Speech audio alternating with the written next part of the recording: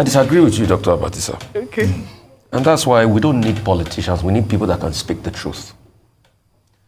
A chief whip, yes, as the name implies, is supposed to whip his members in line. That's it. Isn't it? Yes. But at a time where there's wanton hunger and destruction in the land, in that statement, when you made your point on that matter, the part I didn't like about what Ndume said was, oh, the president can't be seen and all of that, they've hijacked. No. I disagree with him on that. But at a time where people need to speak the truth, who is happy about the way the country is? No one. Is it because we can still come here in the morning? Who is happy about the way the country is, where there's massive poverty, avarice, chaos in the land? Hello everyone and welcome back my people. So that this argument between Rufai and Dr. Abati on Arise television today concerning Senator Ndume. So yesterday the Senate, they sacked Senator Ndume as majority chief whip because of what he said concerning this Tinubu administration. He said that Tinubu administration is full with thieves. You guys know very well that this Tinubu administration, you dare not criticize it, because when he criticizes it, you get the consequences. So Tinubu don't want anybody to criticize him. That's why he surrendered himself with some people that care less, that always praise him, even though they know very well that Tinubu is not doing very well, my people. So most of the time, Dr. Abati normally talks like a politician, and I love how Rufai tackled him. You guys know that Rufai always speaks truth to the power. So in this particular video as well, Asari Dokubo released a song for Wike, saying that Wike must surrender. My people, this country is indeed a cruise. So Asari Dokubo is no longer singing turn by turn or Najagabano turn. Right now, he's saying that Wike must surrender, Wike must surrender. Chai! My people, make I not talk too much so that you guys can watch this video in full and get all the gist. But before then, if today is your first time here, please don't forget to subscribe, like this video, share it as well. So my people, let's go ahead and watch the video. I'm going to be right back. Senator representing Borno South, Ali Ndume, on Wednesday narrowly escaped a process that could have led to his suspension from the Senate. Cyril Pasuyi, the senator representing Ekiti North, had raised the point of order, saying that Ndume breached his privilege when he alleged that the administration of President Bola Ahmed Tinubu is populated with kleptocrats.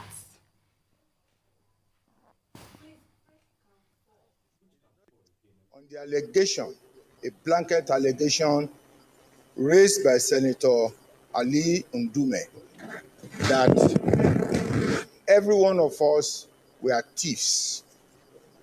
That's a very blanket statement. Just this morning. He did not say you are a thief. That he said all of you in government, all of us, are kleptocrats. yes. With compulsion, right? And then most of the time you steal what you don't need. That means you can go to somebody's house and you remove the key in the door of the person's house. You don't need the key. But because it is your business to steal, you must steal. So you take the key, put it in your pocket, and leave the house. That means that I need a lot of explanation to my children and to my loved ones. With that statement that has put me under public ridicule in my constituency, I would like this matter of privilege to be referred to the Committee on Ethics and Privileges. Distinguished colleagues, Senator Pasuyi is of the opinion that the